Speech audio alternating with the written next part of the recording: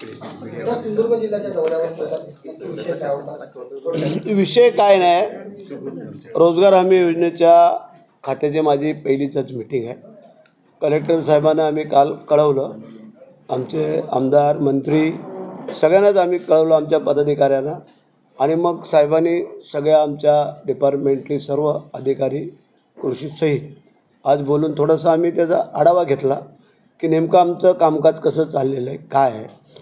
जर मागचं कामकाज जर व्यवस्थित आहे तर पुढं अजून काय आपल्याला करावं लागतं आहे, त्यामध्ये काय सुधारणा कराव्या लागतात का, त्यामध्ये कामामध्ये काय वाढ करावी लागते का. कारण वैयक्तिक लाभाच्या काही बऱ्याचशा योजना आहेत, सार्वजनिक कामाच्या आहेत, अशा अनेक काही कामांचा थोडासा गोषवारा घेतला आम्ही.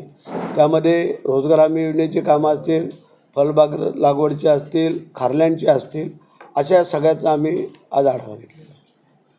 कोकण म्हटलं का या तिन्ही ज्या तुमच्या डिपार्टमेंट आहेत ते महत्त्वाचे ठरत आहेत, त्या संदर्भात काय ठोस निर्णय झाला आहे का? ठोस निर्णय म्हणजे असा आहे की जी आम्ही कामं ह्या लोकांना, अधिकाऱ्या लोकांना सांगतो की ते आमच्या गोरगरीब कुटुंबापर्यंत, शेतकरी कष्टकऱ्यांपर्यंत पोहोचावीत. की जे काही मजूर आहेत की त्यांना रोजगार उपलब्ध करून द्यावा, त्यासाठी.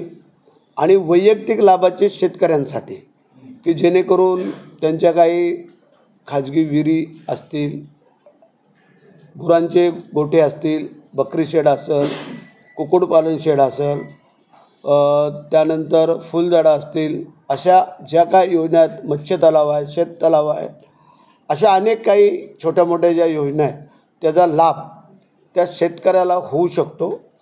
आणि आमचं उद्दिष्ट आहे की आमच्या कोकणातली जी काय पूर्वी मुंबई, ठाणे, पुणे, गुजरात ह्या ठिकाणी मोठ्या प्रमाणात आमची चाकरमानी मंडई गेली, ह्या पुढे ती जाऊ नयेत असं आमचं त्याच्यामध्ये थोडंसं म्हणणं होतं की इथेच आपल्याच शेतामध्ये, आपल्याच तालुक्यात, जिल्ह्यात राहून त्यांना हा रोजगार उपलब्ध करून त्यांनी इथं स्वच्छ सुंदर हवा पाण्यामध्ये इथं राहावं असं आमचं म्हणणं.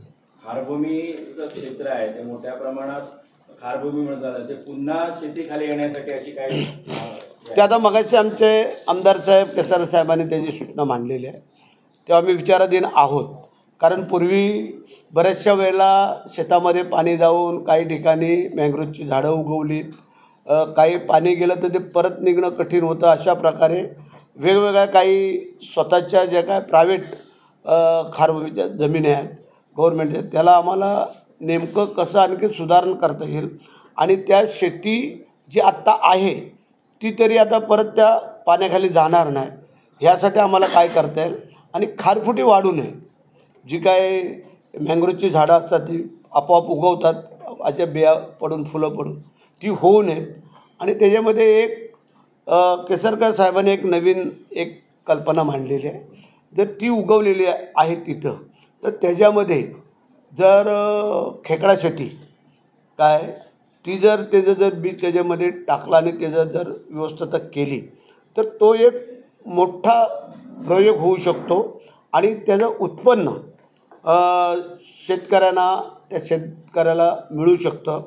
तर त्यावरती आम्ही थोडासा विचार देणार आहोत की त्याच्यावरती काय खर्च अपेक्षित आहे, त्याचा काय उपयोग आहे, किती फायदा होऊ शकतो किंवा काय.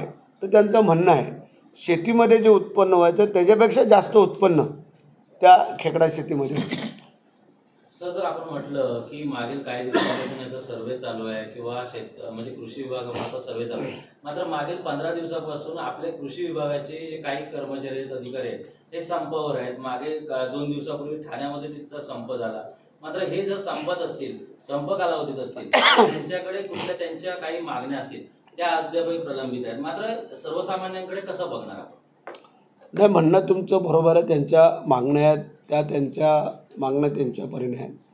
सरकार त्याचा विचाराधीन आहे की काही ज्या काय बाबी आहेत त्या सरकारला परवडणाऱ्या असतील त्या करतील. सरकारला ज्यावेळेला काही गोष्टी परवडत नाहीत त्यावेळेला थोडीशी अशी ताणाताणी होते, पण त्याच्यावरती काही ना काहीतरी मार्ग काढून आम्ही लवकरात लवकर ते संपवतो. नाही, पण हे किती दिवस चालायचं? कारण मागील जर ज्यावेळी पावसाचं प्रमाण वाढतं किंवा ज्यावेळी अनपेक्षित घटना, म्हणजे ज्यावेळी सिंधुदुर्ग असेल, रत्नागिरी असेल किंवा कोकण किनारपट्टीच्या बाबतीत ज्यावेळी घडतं, त्यावेळी अशाच पद्धतीचं उत्तर दिलं जातं आणि फक्त विषय डायव्हर्ट केला जातो. मात्र कुठेतरी इथला जो मच्छीमार असेल किंवा शेतकरी असेल याला कुठेतरी अपेक्षित राहावं लागतं, असं कारण काय? ठीक आहे, आता काही गोष्टी ज्या आहेत ते तुमचं म्हणणं बरोबर आहे, परंतु प्रत्येकाच्या मागण्या ह्या वेगवेगळ्या आहेत, वेगवेगळ्या प्रकारे चाललेल्या आहेत. त्याच्यावरती सरकार पण विचार देईल आणि सरकार हा नेहमी शेतकरी, कष्टकरी आणि अधिकारी कर्मचाऱ्यांच्या बाजूनेच आहे. तुम्ही आता पाहिले ना, 7-7वे वेतन आयोग दिले, 8वा वेतनाचा तर विचार दिन आहोत. ह्या सगळ्यात अधिकारी वर्ग तर आमचा कुठलाही नाखुश नाही, परंतु हे मधले काही लोक आहेत यांच्यासाठी आमचं गव्हर्नमेंट विचारधीन होऊन त्यांना योग्य न्याय मिळेल. मात्र हे गोष्टी ज्या आहेत त्या पश्चिम महाराष्ट्र असेल किंवा वरच्या पट्ट्याच्या बाबतीत ह्या नक्कीच निर्णयात्मक असतात. मात्र कोकणाच्या बाबतीत बघितलं, आंबा असेल, काजू असेल किंवा इथल्या कुठल्याही मच्छीमार असतील, यांच्या बाबतीत कधीच सकारात्मक भूमिका सरकारच्या बाबतीत दिसलेली पाहायला मिळत नाही. त्याचा पण विचार करू. आता आम्ही आहोत ना सगळे, बरोबर होईल. वारंवार हेच उत्तरं हो, मिळतात. हाय म्हणणं लक्षात आलं. काय झालं, तिकडं आंबा काजू पिकत नाही ना म्हणून. साहेब, उद्धव ठाकरे सेना आणि मनसे एकत्र येण्याबाबत एक दिलाने एकत्र येतील असं वक्तव्य संजय राऊत केलं. त्यात अडचणीचा काय भाग आहे? दोघे भाव आहेत, आज ना उद्या कधी ना कधीतरी येणार होते. जर आता येत असतील तर आम्हाला काय अडचण नाही. आम्ही आमची युती ही हिंदुत्वावरती, शिवसेना, बाळासाहेब ठाकरे यांचे विचार घेऊन, एकनाथ शिंदेसाहेब जे आम्हाला सगळ्यांना घेऊन चाललेले आहेत, आणि भारतीय जनता पार्टी, हे आमची हिंदुत्वावरती आलेली एकत्र युती आहे. आणि बाळासाहेबांचे आणि दिघे साहेबांचे विचार होते की भले काही झालं तरी हिंदुत्व सुटता कामा नये. त्या धर्तीवरती आम्ही चाललेलो आहोत. त्यांचे आता काय विचार असतील दोघा भावांचे ते आज तरी कोण नाही सांगत. तरी राजकारणात आणि खेळामध्ये कधी काय होईल हे आम्ही कोण सांगू शकत नाही. लक्षात. साहेब, मुख्यमंत्र्यांनी स्थानिक स्वराज्य पक्ष निवडणुकीसाठी सज्ज राहावे असं सांगितलं आहे. आपल्या कशी काय? सगळेच आम्ही सज्ज आहोत. आम्ही सज्ज आहोत, त्याची नाही काय काळजी करायची. मुख्यमंत्र्यांनी सांगितलं आहे, हा प्रत्येकजण आपापल्या पक्षाला सांगत असतो. आम्हाला पण आमच्या नेत्यांनी सांगितलं आहे, आपल्या कामाला आम्ही सुरुवात पण केली, त्यामुळे त्याची काही काळजी करायचं कारण नाही आहे. आमची एकत्र आहोत. स्थानिक स्वराज्य संस्था ज्या आहेत आगामी काळात होणाऱ्या, त्या स्वबळावर होतील की महायुती एकत्र? आमचं सगळ्यांचं म्हणणं आहे महायुतीमध्ये व्हावं. काही ठिकाणी अपवाद थोडेफार होऊ शकतात, परंतु आमचं तिन्ही पक्षांचं म्हणणं आहे की महायुतीमध्ये आत्तापर्यंत आपण जसे लढून आलो तसे आत्ता पण लढावं.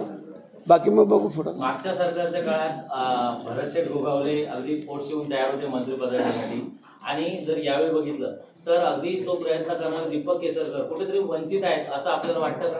कोणी सांगितलं? मंत्रिपदासाठी कोर्ट त्यांच्याकडे मी दिलाय आणि मंत्री मी झालोय. मागच्या वेळेला कोर्ट माझ्याकडे होता आणि मंत्री ते होते, त्यामुळे त्याची काळजी करायचं कारण नाही. कोणाला भाईनं ना ते, अरे राजकारणात नसीब की बात आहे, मग त्यात कशाला काळजी. मागच्या वेळेला त्यांना विचारा की माझा कोट त्यांना दिला होता का नाही. तो आता त्यांनी मला तो उलटा देऊन टाकला, त्यात काय नाही, परतफेड केली त्यांनी. पुढचं बघू 2.5 वर्षांनी काय आहे ते. Thank you sir.